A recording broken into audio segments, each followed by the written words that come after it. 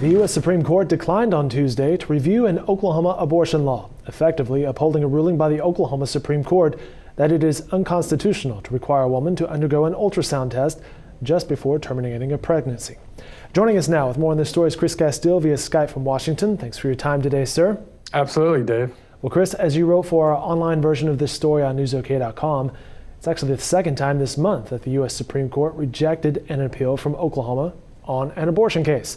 Did the U.S. Supreme Court give us a reason for why it didn't take the Oklahoma case? No, the justices did not give a reason today, Dave, and that's not unusual. In fact, that's typical. But they had shown an interest in this case, as they had in the other case that you mentioned that involved medicinal abortion, taking drugs to terminate a pregnancy.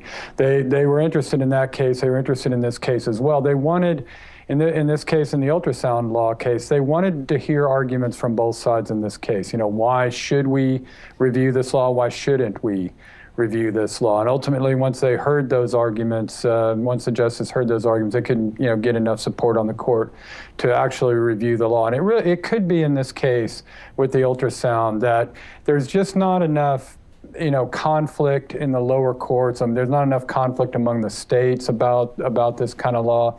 The Oklahoma Supreme Court had struck down this law, and according to an abortion rights group, Center for Reproductive Rights, that challenged this law, the Oklahoma law is unusual from the other states that have passed one. So it had been struck down. There didn't seem to be any real tension among the states or among federal courts about this particular issue. So it wasn't right for them to hear that. Though, as I said, the justices seem to be looking for a case where they can get back into, looking at how far states can go to put restrictions on abortion. We're chatting via Skype with Chris Castile, the Oklahoman's reporter based in Washington. Chris, let's talk some local angles here. How did Oklahoma Attorney General Scott Pruitt and the abortion rights groups respond today? Well, the Attorney General, who wanted the Supreme Court to hear this appeal because he's trying to get the law reinstated, it was struck down, as I said, by the Oklahoma Supreme Court. He also wanted the court to review the law on drug-induced abortions, lost on both counts. What he said today was that he was disappointed that the U.S. Supreme Court wouldn't review it. And he said that a similar law in Texas had been upheld by a federal appeals court, and that to him this meant that the Oklahoma Supreme Court was basically holding state law to a different standard than Texas law was held to. The Center for Reproductive Rights basically responded that this was a blow for women's rights and a blow against politicians trying to intrude upon them.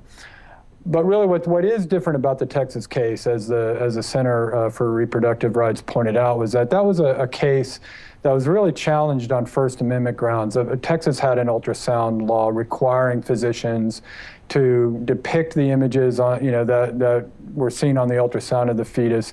And physicians, among the challenges to the law, is physicians said, look, you can't compel me to tell a patient something. Well, that challenge failed. So.